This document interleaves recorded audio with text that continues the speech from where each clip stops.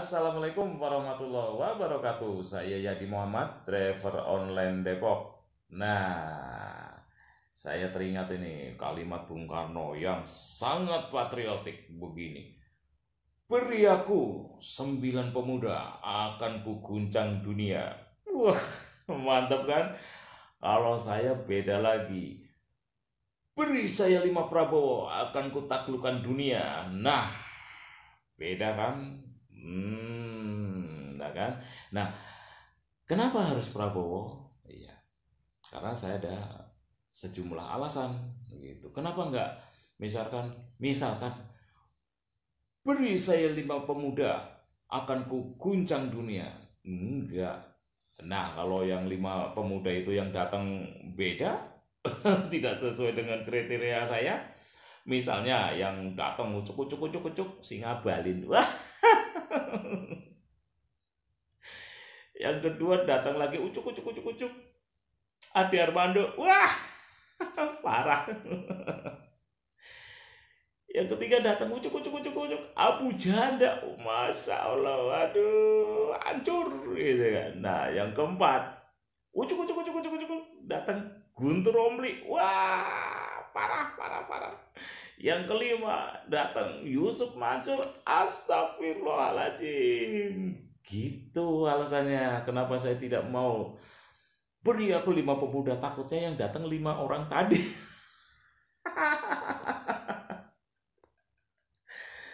Nah, saya punya sejumlah alasan kenapa beri saya 5 Prabowo akan kutaklukkan dunia. Nah, karena saya tahu persis dan mungkin juga hampir seluruh rakyat Indonesia juga tahu persis ya kan bahwa Prabowo itu NKRI banget. Tidak seperti yang no ya kan para pengusaha atau yang lain-lain tuh yang kelompok sebelah teriaknya saya NKRI, tapi begitu ada wabah corona kabur semua. Wah, tidak ada satupun tinggal di Indonesia kabur pengecut padahal mereka nyari rezeki di sini. Aduh, parah gitu ya. Nah, terus yang kedua, Prabowo itu Pancasilais banget. Beda dengan orang-orang yang teriak, saya Pancasilais sejati, saya Pancasilais sejati. Tapi itu cuma di bibir aja. Kalau Prabowo, aku yakin dia seorang Pancasilais sejati, tidak seperti yang sono, kelompok sono. Pancasila cuma buat dodolan. Nah, kalau orang Jawa dodolan itu buat jualan, masya Allah gitu kan. Sampai dibangun lembaga yang namanya BPIP pun kalah Pancasilaisnya dengan Prabowo. Nggak ada tandingannya, ya kan Prabowo. Nah, yang ketiga itu Prabowo itu sangat merah putih banget. Bahkan ada yang mengatakan bahwa kalau kalian belah tuh dada Prabowo, pasti kalian akan lihat tuh di dadanya, di dalam dadanya itu pasti merah putih. Sebegitunya merah putihnya Prabowo.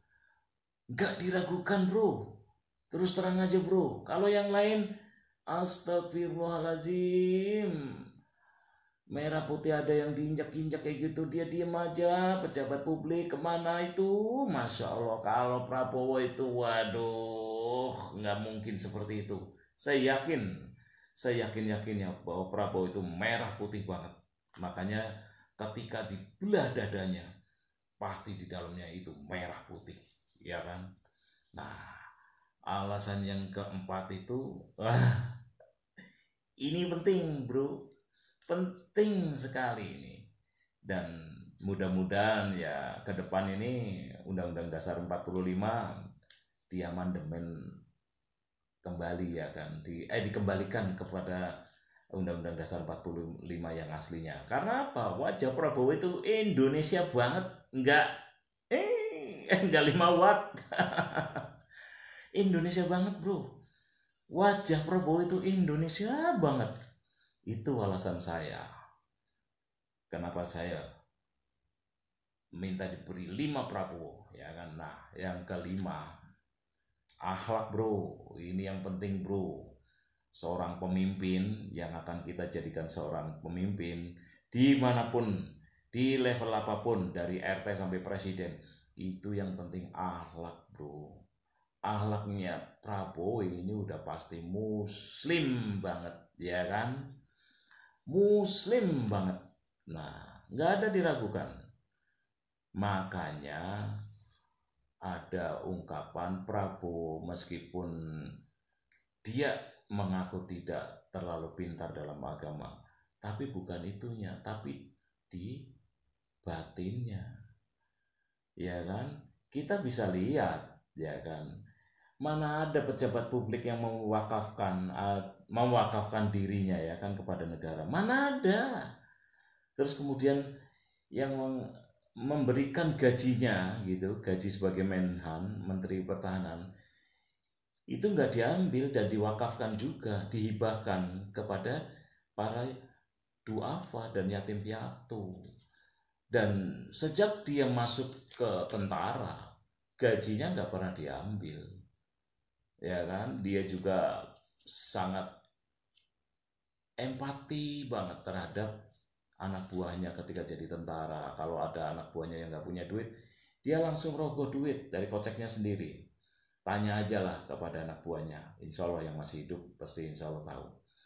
Nah, mana ada yang seperti itu. Tapi dia tegas bro, meskipun dia punya apa eh, jiwa yang sangat-sangat lembut santun, tapi dia tegas dalam hal eh, tugas. Nah, makanya tidak diragukan kalau soal untuk rasa nasionalisme lagi, ya kan. Nah, makanya waktu itu saya juga pernah ingat ada ungkapan dari almarhum almarhum Abdul Rahman Wahid, atau yang sering dipanggil Gus Dur itu. Dia mengatakan bahwa orang di Indonesia yang paling ikhlas ya cuman Prabowo kepada rakyatnya. Berarti yang lain nggak ikhlas ya Dur ya? Ya walau alam bisawab, yang jelas Gus Dur sendiri yang mengatakan bahwa orang yang paling ikhlas kepada rakyatnya hanya Prabowo, yang lainnya nggak ikhlas, ada pamrih, ya kan? Itu tadi, Prabowo itu sudah akhlaknya muslim, ini teruji, ya kan? Dia juga nasionalisme. Nah, muslim gimana? Akhlak muslim, meskipun dia sudah dizolimin 2 kali, waktu Pilpres 2014 dan 2019, pernah gak dia menaruh dendam? Tidak, tidak ada satu kata pun di dalam hatinya dendam kepada siapapun. Karena dia sudah niat bahwa dirinya itu diwakafkan. Nah, diwakafkan untuk negara dan bangsanya. Jadi nggak boleh dong menaruh dendam. Karena apa? Kalau dendam ya itu tadi, berarti akhlak sebagai muslimah otomatis gugur, ya kan. Nah, terus kenapa Prabowo sangat muslim lagi kan tadi kan. Nah, dia nggak dendam, terus dia orangnya yang pemaaf, dia senyum meskipun tegas, ya kan. Nah, itu alasan yang membuat saya minta diberi 5 Prabowo, bukan 5 orang yang tadi. Nah, nantinya nih saya alasannya kenapa 5 Prabowo ini akan saya tempatkan. Satu, sebagai presiden yang insya Allah akan bisa membawa perekonomian Indonesia itu meroket 7% lebih insya Allah, ya kan. Karena apa? Dia itu seorang pengusaha bro, jadi dia pergaulan di internasional dan di pergaulan di lingkungan para pengusaha sudah terbukti di lokal maupun di mancanegara, ya kan. Nah, yang kedua, presiden itu kan memiliki kewenangan penuh terhadap kemajuan dan kebangkrutan negaranya. Dan Prabowo yaitu tadi, kalau kita menilik ke belakang bahwa dia sangat NKRI, tidak akan pernah menjual negaranya bro kepada siapapun, ya kan. Nah, itu tadi ya kan, dan lain-lain lah. Nah, kemudian yang Prabowo yang kedua akan saya tempatkan sebagai Menko. Tapi Menko di sini yang membawai Menteri Keuangan. Yang jelas kalau Prabowo kan soal harta itu kan udah melimpah, nggak mungkin akan korupsi, ya kan? Nah, nggak mungkin juga akan nyolong, nggak mungkin akan jadi maling negara, nggak kayak yang sekarang, negara buat bancaan. Nah, kalau dia sebagai Menko dan membawai Menteri Keuangan, insya Allah dijamin Indonesia makmur. Nah, terus kemudian Menko itu juga membawai Menteri SDM dan Menteri Pertanian. Kenapa?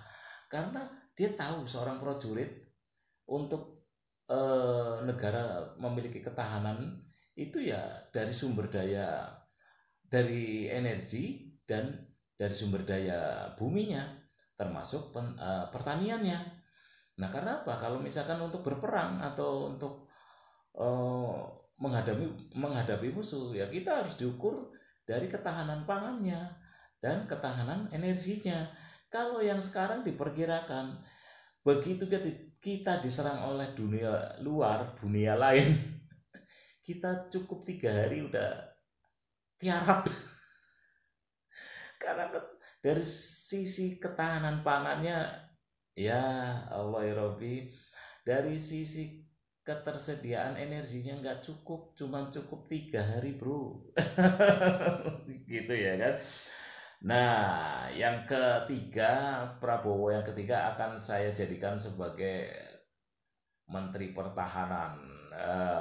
Dia kan wah paling patriotik sejak dia lulus Letnan 2 sampai dia diberhentikan dengan hormat. Itu dia punya wawasan yang sangat luas terhadap pertahanan dan ketahanan tanah air, ya kan. Ini udah dibuktikan sekarang sebagai Menhan, ya kan.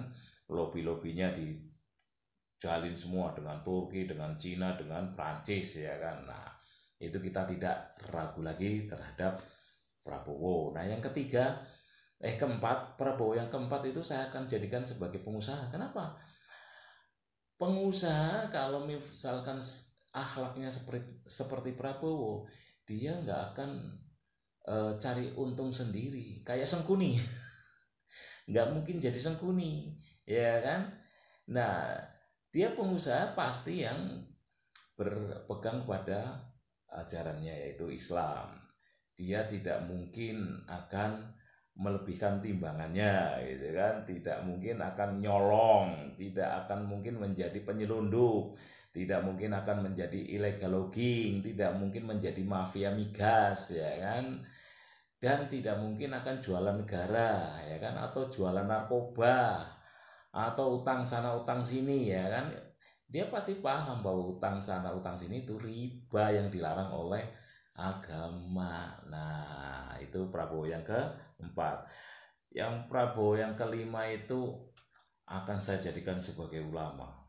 Dia yang akan mengontrol presiden, kemana nih arahnya presiden, mau ke kiri atau ke kanan, ya kan. Nah, kalau sudah ke kiri-kirian, ulama lah yang akan bertindak, ya kan. Karena nggak mungkin dong kalau misalkan eh, seorang presiden itu tidak dikontrol oleh ulama. Nah, yang di negeri antah berantah bukan dikontrol sama ulama, ulamanya malah difitnah. Kayak Habib Rizik itu kan difitnah berbuat mesum, akhirnya di karantina di Arab Saudi. Nah, Alfian Tanjung itu Ustadz Alfian Tanjung di karantina, ya kan, di balik jeruji. Nah, kalau Prabowo insya Allah enggak. Nah, saya yakin bahwa Prabowo akan mengikuti jejaknya Presiden Habibie, bahwa penjara itu bukan tempat orang-orang yang berbeda pendapat, tapi penjara itu tempatnya orang-orang yang berbuat kriminal. Makanya Prabowo yang kelima insya Allah sebagai ulama dia pun akan mengontrol pemerintahannya, karena presiden yang apa? Kalau yang Prabowo yang pertama itu presiden nggak mungkin akan memenjarakan ulama, ya kan? Nggak mungkin akan mengkriminalisasi para ulama. Itu bro alasan saya. Jadi beri saya 5 Prabowo akan kutaklukkan dunia. Tapi jangan beri aku 5 pemuda yang tadi yang datang ngabalin Ade Armando, Abu Janda, Guntur Romli, yang terakhir Yusuf Ancur. Negeri ini bakal hancur. Gitu aja ya bro. Oke, assalamualaikum warahmatullahi wabarakatuh.